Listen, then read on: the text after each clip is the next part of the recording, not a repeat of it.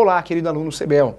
Você de todo o país, venha fazer o curso CBEL, acompanhe realmente a nossa página, acompanhe também o nosso Facebook e também nos acompanhe também no YouTube. Faça a sua inscrição lá no YouTube, é importante. Muitos cursos, mais 200 cursos gratuitos para você, para concurso, para exame de ordem, ok? Todos os cursos gratuitos são online, ok? Então contamos com você. Professor, o que nós vamos falar agora? Vamos falar sobre a classificação das constituições. Tema importante, tema de prova que merece sua atenção. Professor, a Constituição é classificada? Com certeza, existe uma classificação. A Constituição, nós estamos estudando direito constitucional, ramo do direito público. Direito constitucional que começa com o poder constituinte originário. A Constituição, ela é criada através de um poder constituinte originário. Posteriormente, a Constituição ela é modificada por um poder constituinte derivado reformador, mas também tem o poder constituinte ainda o decorrente. O decorrente é o poder constituinte de cada estado criar a sua Constituição. O município não tem Constituição, o município tem lei orgânica. Tudo isso é muito importante. Direito constitucional começou realmente com o movimento constitucionalista ou neoconstitucionalista. Foi a ideia de criar realmente uma proteção contra os atos arbitrários do Estado. Então o direito constitucional foi criado com essa ideia. Dentro dessa Constituição, cada país tem a sua forma, tem a sua Constituição e tem a sua classificação. Então vamos falar de uma forma geral e aí sim pontuando qual é a nossa classificação dentro dessa classificação. São várias classificações. A primeira classificação e a mais importante, que é muito cobrada em prova, é a classificação quanto à forma. Isso mesmo, quanto à forma. Professor, e quanto à forma, como que funciona isso? Nós temos a Constituição escrita e não escrita. A Constituição escrita quer dizer que é codificada. Cuidado com isso, hein? Muitas vezes para concurso, para a vida, a gente despreza o que acha que é muito simples. E muito aluno, professor, eu errei aquela questão de forma da Constituição, mas a escrita não é escrita? Cuidado, né? A não escrita quer dizer que não é escrita? Cuidado, seria muito fácil essa classificação. Escrita quer dizer codificada. Essa questão parece simples, mas é traiçoeira. Escrita quer dizer codificada. Toda a Constituição classificada quanto à sua forma de escrita quer dizer que é codificada. Codificada em um único texto, ou seja, num único livro. Um exemplo, a nossa Constituição. Nossa Constituição, a Constituição brasileira, atual de 1988, é uma Constituição escrita. Escrita porque ela é codificada. Nós temos o preâmbulo, nós temos aí os artigos, que é o corpo da Constituição, cerca de 250 artigos. Depois nós temos aí os atos transitórios, né? Então essa Constituição ela é escrita, ela é codificada em um único texto. Constituição, classificação, a primeira classificação quanto à forma, pode ser escrita ou não escrita. Escrita ou não escrita. Escrita quer dizer codificada. Não escrita, ela pode ser escrita também, normalmente é escrita. Não existe Constituição não escrita porque não é escrita. A Constituição não escrita, ela recebe esse nome, essa nomenclatura, essa classificação, quanto à sua forma, porque ela não é codificada. A pegadinha está aí, ela não é codificada. Então, primeira classificação, quanto à forma. Quanto à forma, nós temos duas classificações, escrita e não escrita. A nossa Constituição brasileira é escrita, porque é codificada. A Constituição que não é escrita, não é codificada. Segunda classificação em relação à Constituição, em relação ao conteúdo. O conteúdo pode ser formal ou material. Quando eu falo conteúdo, é a segunda classificação, a primeira é a forma, né? Se ela é escrita ou não escrita. A segunda classificação enquanto conteúdo, se é formal ou material. Formal quer dizer aquela Constituição formal, que só fala daquilo. Uma Constituição simplificada, só fala daquilo. Essa Constituição formal é uma Constituição que não está preocupada em falar tudo. Ela fala pouco, ela é formal. Lembra de uma pessoa formal? A pessoa que é formal, quando você vira, esse meu amigo é meio formal. Ele não fala muito, né? Boa tarde, boa noite, fica só nisso, né?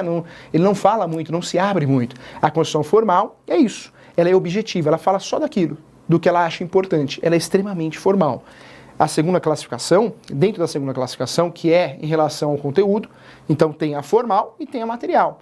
A classificação material quer dizer que é uma Constituição que fala de tudo, é material, fala de tudo, fala de organização, de limites dos poderes, ela fala de tudo. Material, ela é completa, ela fala de tudo. Então, é a segunda classificação quanto ao conteúdo. Terceira classificação, quanto à origem. Quanto à origem, nós temos a classificação da Constituição pactuada, outorgada, que é aquela imposta, e promulgada. Então, falar de quanto à origem, nós temos três classificações, hein? A pactuada, nem em todos os livros você encontra esse termo, mas é importante lembrar, a pactuada é um verdadeiro acordo. Nós temos a segunda, que é a promulgada, que é a nossa, no caso. Promulgada é a votada, é autorizada, promulgada, e temos terceira classificação quanto à origem, que é outorgada, aquela imposta. Já tivemos constituições no Brasil outorgadas, atualmente promulgada. Então a classificação quanto à sua origem, nós temos três, hein? Outorgada, promulgada e pactuada. Outorgada quer dizer imposta, pactuada, um verdadeiro acordo, um contrato. E a Constituição outorgada, que é imposta, né, nós já falamos, mas a Constituição promulgada é a votada, tá bom? Então, a próxima classificação que nós temos seria em relação à elaboração, que pode ser dogmática ou histórica. Professor, qual a diferença de uma para outra? A histórica é uma Constituição que traz fatos históricos, ou seja, traz tradições. Histórica está preocupada com tradições passadas. E dogmática, de dogma, é uma Constituição que é um fundamento. Professor, a nossa Constituição, em segunda classificação da elaboração, ela é dogmática ou histórica?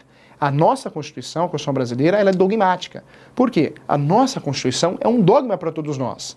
Tanto é que no direito constitucional nós estudamos, e todo professor lá na graduação explica para quem faz direito, ou para quem tem noções de direito em outros cursos na graduação, que a Constituição, uma forma de representar muito bem, é a pirâmide de Kelsen. Isso mesmo, a pirâmide. No topo da pirâmide existe o quê? As normas constitucionais. Abaixo da pirâmide nós temos as normas infraconstitucionais. Essas normas infraconstitucionais pode ser lei, medida provisória, qualquer ato normativo, Código Civil, Código de Processo Civil, Código Penal, tudo é norma infraconstitucional. Só é norma constitucional o que está dentro da Constituição Federal. Só é norma constitucional que está dentro da Constituição Federal. E existe uma hierarquia, sim. A Constituição Federal está acima de tudo. Está no topo dessa pirâmide. Quando falamos aí da elaboração, uma Constituição que é histórica, ela traz situações através de tradição. Ela está preocupada com a tradição. A nossa Constituição, ela não está preocupada com o passado, a tradição. Ela está preocupada com o futuro. Então, olha como é diferente. A histórica, ela está preocupada com o passado. A dogmática, ela está preocupada com o futuro. Porque ela é um dogma. Ou seja, ela é algo a ser seguido. E a nossa Constituição é algo a ser seguido. A nossa Constituição, tanto é que dizem que tem a teoria da constitucionalização, né, do Código de Processo Civil, do Código Civil. Por quê? Porque tudo, qualquer norma, qualquer lei, deve seguir a Constituição Federal. Por quê? Porque a nossa Constituição Federal é um verdadeiro dogma. Então a nossa é dogmática. Professor, eu tenho uma religião. Ela tem um dogma. Independente se você é católico, espírita, ou qualquer outra religião, testemunha de Jeová, não importa a religião, tem um dogma. Um dogma é um pensamento a ser seguido. Time de futebol também, partido político, tem um pensamento a ser seguido. E a nossa Constituição tem um pensamento que todo mundo deve seguir. Por isso ela é dogmática. Classificação em relação à elaboração são duas, hein? Histórica e dogmática. A nossa é dogmática. Histórica está preocupada com a tradição do passado. A dogmática está preocupada com o dogma, com os princípios a serem seguidos, mas isso para o futuro, para o presente e futuro, tá bom? Então, essa é a nossa classificação. Mais uma classificação importante aqui, ó, em relação à origem, né? A ideologia, em relação à ideologia. A nossa Constituição é ortodoxa. Professor, por que ortodoxa? A nossa Constituição é ortodoxa porque ela está preocupada em não vincular religião. Nossa Constituição, ela aceita qualquer religião. Você pode ser da religião que você quiser. Ortodoxa, ok? A nossa Constituição, em relação à ideologia, ela é ortodoxa. A última classificação é em relação à mutabilidade. A nossa Constituição, em relação à mutabilidade, nós temos várias classificações. Uma Constituição, em relação a mudanças, alterações, pode ser rígida, semi-rígida, flexível, né? A nossa Constituição, ela é rígida. E alguns doutrinadores, o exemplo de Alexandre de Moraes, ainda fala, relata, esclarece que a nossa Constituição é super rígida, porque é muito difícil alterar a Constituição Federal. Eu consigo alterar a Constituição Federal no Brasil? Consegue. Somente através de emendas constitucionais. Somente através de emendas constitucionais.